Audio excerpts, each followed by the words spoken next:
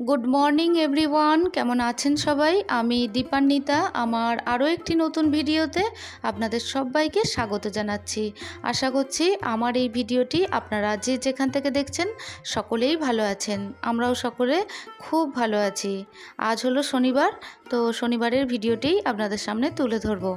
তো শনিবারে আমি যেটা করে থাকি, তবে সচরাচর সবসময় আপনাদের এটা দেখানো হয় না। তো বাটির মধ্যে একটু নুন নিয়ে নিচ্ছি, আর এর মধ্যে দেব একটু কর্পূর। তো কর্পূরটা যখন দেবো জানেন, আপনারা হয়তো বুঝতে পারবেন না, যেহেতু নুনটাও সাদা আর কর্পূরটাও একটু সাদা, তো তাই আপনারা হয়তো বুঝতে পারবেন না, তাই আমি বলে দিলাম। তো এটা আমি বাথরুমের মধ্যে রেখে দেব। নেগেটিভিটি দূর করার জন্য আমি প্রতি শনিবার এটা চেঞ্জ করে করে রেখে দিই। তো চলুন, আরতির প্লেটটাও আমি রেডি করে নিলাম এবং ভোগের প্লেটটাও আমি রেডি করব। তবে আমি আপনাদের আরও একটা কথা জিজ্ঞাসা করব আমার মিষ্টি মিষ্টি বোনেদের উদ্দেশ্যে। যেহেতু বাচ্চাদের এখন পরীক্ষা চলছে, তো আমার মিষ্টি মিষ্টি বোনেরা জানিয়েছিল যে তাদের বাচ্চাদেরও পরীক্ষা। তো আমি বোনেদের জিজ্ঞাসা করব বাচ্চাদের পরীক্ষা কেমন হচ্ছে। অবশ্যই আমাকে কমেন্ট সেকশানের মাধ্যমে জানিও। পরীক্ষা কি শেষ হয়েছে তো সেটাও জানিও। তবে আমার মনে হয় সামনে মঙ্গলবারের মধ্যে সমস্ত স্কুলের পরীক্ষা শেষ হয়ে যাচ্ছে, কিন্তু আমার ছেলের পরীক্ষা যেহেতু লেটে আরম্ভ হয়েছে, তাই লেটে আমার ছেলের পরীক্ষা শেষ হবে। তো যাই হোক, ভিডিওটা যতদিন আমি আপলোড করতে পারবো তো করব। তো ভিডিও যেহেতু আমার শ্যুট করা নেই, তো আমি ভাবছি যে কি করে ভিডিও আপলোড করব। তো যাই হোক, যতটুকু আমি শ্যুট করতে পারছি তার মধ্যেই আমি ভিডিও দেওয়ার চেষ্টা করছি। তো বোনেদের আমি জিজ্ঞাসা করলাম, অবশ্যই তোমরা কমেন্ট সেকশানের মাধ্যমে উত্তর দিও, আর বাচ্চারা কেমন আছে অবশ্যই আমাকে জানিও। তো চলুন, আমি ভোগের প্লেটটা রেডি করে নিচ্ছি। এরপর আমার মিষ্টি মিষ্টি বোনেদের কমেন্টগুলো আমি বলেছিলাম যে আমি যেহেতু আমার ছেলের পরীক্ষা চলছে, তাই এক্সাম চলাকালীন আমি কমেন্টগুলো পড়তে পারি না, বা ভয়েস ওভার দিতে গেলে একটু অসুবিধার মধ্যে পড়তে হয়। তবু আমার বোনেরা তো অপেক্ষায় থাকে যে দিদিভাই আমাদের কমেন্ট পড়বে। তো তার মধ্যেই আমার একটি মিষ্টি বোনের কমেন্ট পড়ব। তো বোন আমাকে জিজ্ঞাসা করেছে যে বোনের নামটা আগে নিই। বোনের নাম হলো মৌ মণ্ডল। তো বোন লিখেছে, দিদিভাই তোমার কাছে আমার একটা কথা জানার ছিল। আমরা যে প্রতি বৃহস্পতিবার মা লক্ষ্মীর ঘট স্থাপন করি এবং এক সপ্তাহ পর আবার ওই ঘট তুলে আবার নতুন করে ঘট বসাই, কিন্তু আমরা যখন এক সপ্তাহ বা তার বেশি দিন বাড়িতে থাকি না, তখন আমাদের কি করা উচিত? তো বোন, এই উদ্দেশ্যে আমি একটা কথা বলবো। আমরা মেয়েরা বিশেষ করে আমরা তো প্রতি মাসে আমাদের একটু অসুবিধা থাকেই।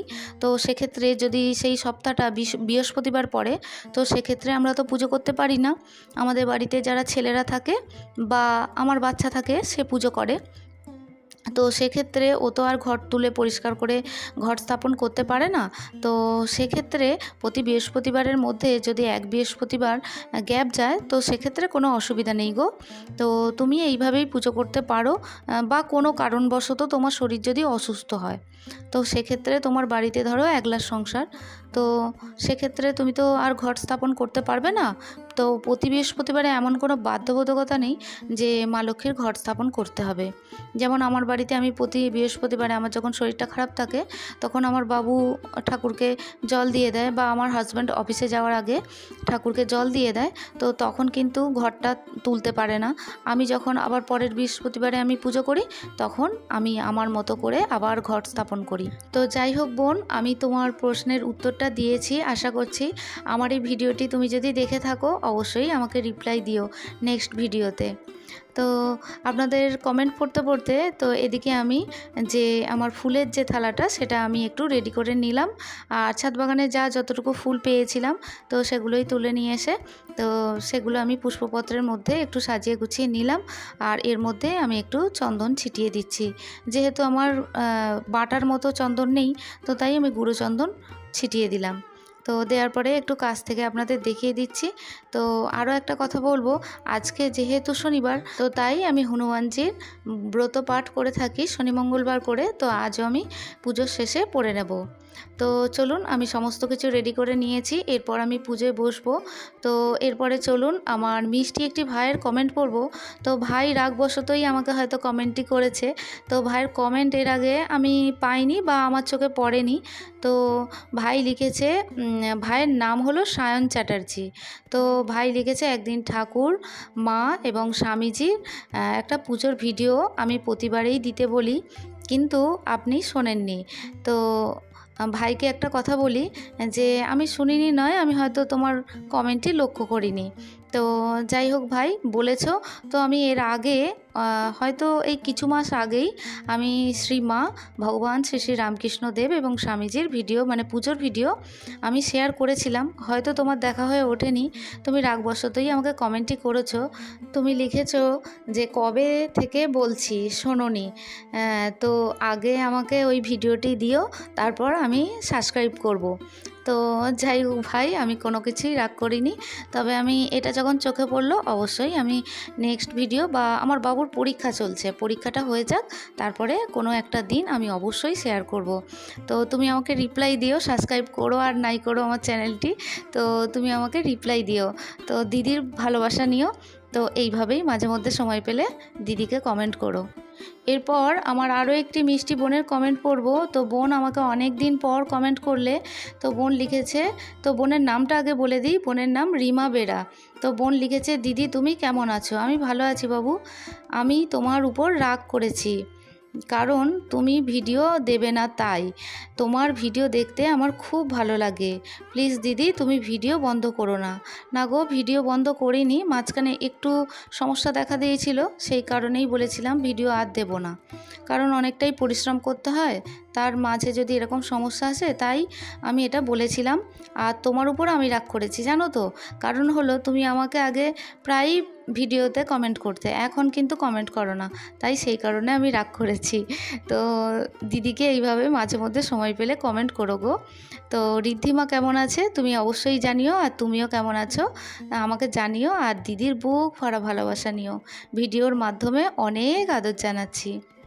এরপরে আমার আরও একটি মিষ্টি বোন শিখা মণ্ডল। তো শিখা লিখেছে, তোমার পুজো অসাধারণ সুন্দর হয়েছে, তোমার ছেলের ও পরিবারের সকলের খেয়াল রেখো, তবে তুমি সকালে একদম না খেয়ে থাকবে না, কিন্তু সব সময় শরীরের খেয়াল রাখবে কেমন?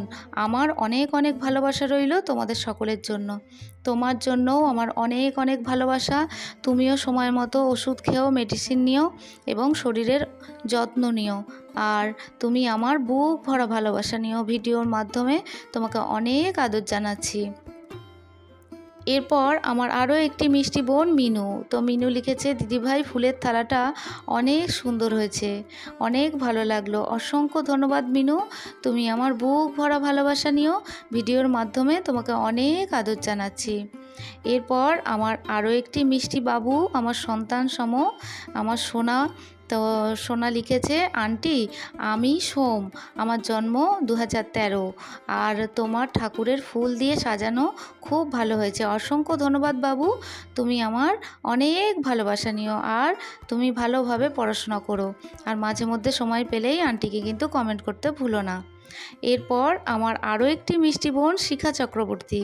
তো বোন লিখেছে, তোমার সিংহাসনের প্রত্যেক ঠাকুরকে ভীষণ সুন্দর লাগছে, নিজের হাতে মালা পরানোর যেমন সুখ, দেবদেবীরাও তেমন ফুল মালাতে খুশি হয়ে ওঠেন, আর ঠাকুর ঘরের পরিবেশটাও অন্যরকম হয়ে ওঠে। আর ছেলে মেয়েদের পরীক্ষা নিয়ে সবাই আমরা একটু ব্যস্ত, সবাই ভালো থেকো, অনেক ভালোবাসা। হ্যাঁ গো, আমারও বাচ্চার পরীক্ষা হচ্ছে, তবে তোমাদের বাচ্চার কেমন পরীক্ষা হচ্ছে অবশ্যই জানিও শিখা।